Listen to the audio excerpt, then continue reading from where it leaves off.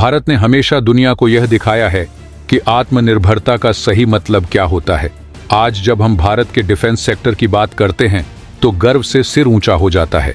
लेकिन एक सवाल जो हर किसी के मन में है, भारत यह ब्रह्मोस मिसाइल आखिर कहां भेज रहा है? क्या यह केवल एक डिफेंस डील है या इसके पीछे छिपी है एक बड़ी रणनीतिक योजना? हाल ही में भारत ने एक ऐतिहासिक कदम उठाते हुए इंडोनेशिया के साथ $450 मिलियन की ब्रह्मोस मिसाइल डील साइन की है। लेकिन यह सिर्फ एक डील नहीं है, यह भारत की आत्मनिर्भरता और रणनीतिक सोच का प्रतीक है। इंडोनेशिया, जो दुनिया में सबसे ज्यादा मुस्लिम आबादी का देश है और भारत के साथ गहरे सांस्कृतिक व रणनीतिक रिश्ते रखता है, अब हमारे डिफेंस पार्टनर्स की सूची में प्रमुख स्थान पर है।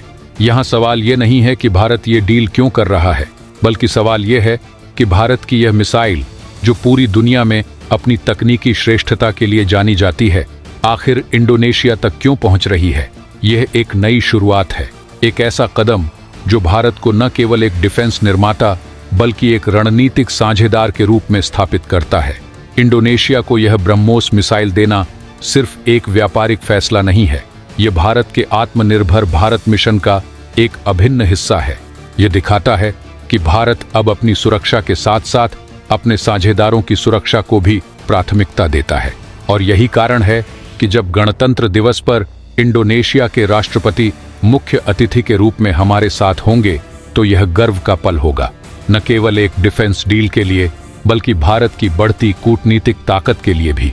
लेकिन दोस्तों, वीडियो में आगे जाने से पहले अगर आपको भारतीय होने पे गर्व होता है तो वीडियो को लाइक करके कमेंट बॉक्स में जय हिंद जरूर लिखें। याद रहे, जय हिंद कहना हम सब के लिए गर्व की बात है। आपने हाल ही में देखा होगा कि भारत का डिफेंस एक्सपोर्ट नई ऊंचाइयों को छूने के लिए तैयार है। ये वो पल है जब भारत अपनी क्षमता और आत्मनिर्भरता का एक बेमिसाल प्रदर्शन करने जा रहा है। खास बात यह है कि भारत के बेहद करीब एक देश इंडोनेशिया इन दिनों चर्चा में है। आप इसे मैप पर देख सकते हैं।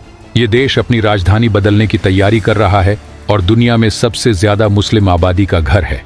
इंडोनेशिया और भारत के रिश्ते हमेशा से मजबूत रहे हैं।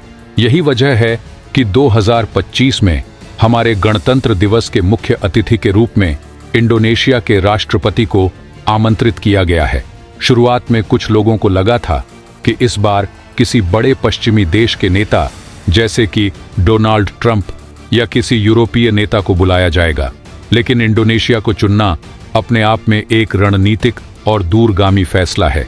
यह दिखाता है कि भारत और इंडोनेशिया के रिश्ते कितने अहम हैं। इंडोनेशिया ने भारत की संवेदनशीलताओं का विशेष ध्यान रखा है। हाल ही में खबरें थीं कि इंडोनेशिया के राष्ट्रपति भारत के गणतंत्र दिवस समारोह के बाद पाकिस्तान की यात्रा कर सकते हैं, लेकिन भारत ने साफ संदेश दिया कि हम भारत और पाकिस्तान को समान स्तर पर नहीं देखते। इसके जवाब में इंडोनेशिया ने यह निर्णय लिया कि वे भारत के बाद मलेशिया जाएंगे, न कि पाकिस्तान। ये भारत के लिए एक बड़ी कूटनीतिक जीत है। सबसे रोमांचक खबर यह है कि इंडोनेशिया भारत से अब तक का सबसे बड़ा डिफेंस ऑर्डर करने जा रहा है। इस डील की कीमत $450 मिलियन होगी और इसमें ब्रह्मोस मिसाइल शामिल हैं। ये भारत के लिए गर्व का क्षण है। इससे पहले फिलीपींस ने साल 2022 में भारत से ब्रह्मोस मिसाइल खरीदी थी, जिसकी डील $375 मिलियन की थी। लेकिन यह नई डील उससे भी बड़ी है। इंडोनेशिया भारत के लिए एक महत्वपूर्ण डिफेंस पार्टनर बनता जा रहा है। अगर हमें अपने डिफेंस एक्सपोर्ट का लक्ष्य, जो 50,000 करोड़ रुपए है और जिसे हमें 2029 तक हासिल करना है, तो ऐसे आसियान देशों के साथ मजबूत संबंध बनाना बेहद जरूरी है। आसियान में 10 देश हैं: Vietnam, Malaysia, Singapore, Indonesia, Philippines, Thailand, Laos, Myanmar और अन्य। इनमें से कई देश अपनी सुरक्षा के लिए भारत के साथ सहयोग बढ़ाना चाहते हैं, खासकर चीन के बढ़ते प्रभाव को देखते हुए।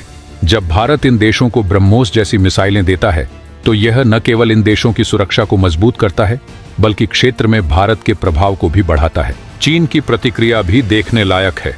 जब फिलीपींस ने अमेरिका से टाइफून मिसाइल सिस्टम खरीदने का फैसला किया तो चीन ने इसका कड़ा विरोध किया, लेकिन जब भारत ने फिलीपींस को ब्रह्मोस मिसाइल दी तो चीन अपेक्षाकृत शांत रहा।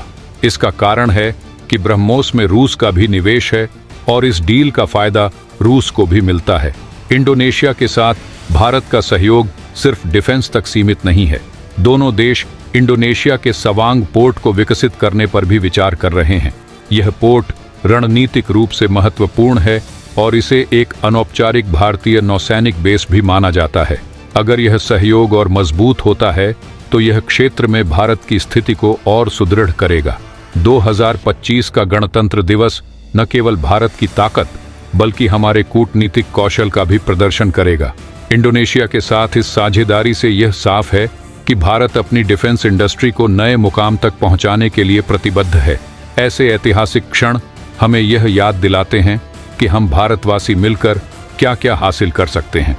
तो तैयार हो जाइए इस गणतंत्र दिवस पर एक नया अध्याय लिखने के लिए। इंडोनेशिया और भारत के बीच के रिश्ते केवल राजनीतिक या रणनीतिक स्तर तक सीमित नहीं हैं, बल्कि इनका सांस्कृतिक और ऐतिहासिक महत्व भी है। इंडोनेशिया का इतिहास भारत से जुड़ा हुआ है और इसका प्रमाण हमें वहां के स्थानीय परंपराओं, रीति रिवाजों और त्योहारों में मिलता है। इंडोनेशिया में रामायण और महाभारत की कहानियां बेहद प्रचलित हैं। ये हमारे साझा सांस्कृतिक मूल्यों का प्रतीक है।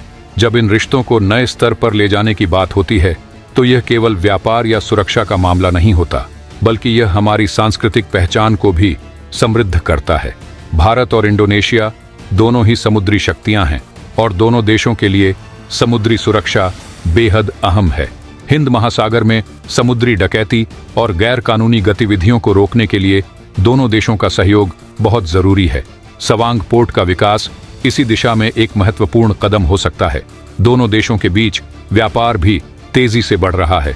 भारत इंडोनेशिया से कोयला, पाम ऑयल और अन्य वस्तुएं आयात करता है, जबकि भारत से इंडोनेशिया को दवाएं, टेक्सटाइल और अब हथियारों का निर्यात हो रहा है।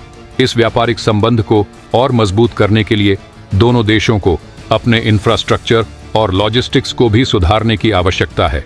यहाँ यह समझना भी जरूरी है कि भारत का डिफेंस एक्सपोर्ट केवल आर्थिक मुनाफे तक सीमित नहीं है। यह हमारे आत्मनिर्भर भारत मिशन का हिस्सा है।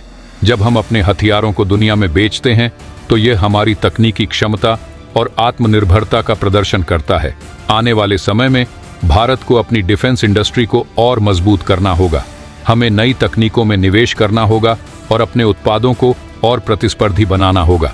ब्रह्मोस मिसाइल की सफलता इस बात का प्रमाण है कि जब भारत और रूस साथ मिलकर काम करते हैं तो वह दुनिया को सबसे बेहतरीन उत्पाद दे सकते हैं। इंडोनेशिया के साथ ये डील केवल एक शुरुआत है। आने वाले समय में हम देखेंगे कि भारत और इंडोनेशिया साथ मिलकर न केवल डिफेंस बल्कि शिक्षा, स्वास्थ्य और तकनीकी क्षेत्रों में भी सहयोग करेंगे।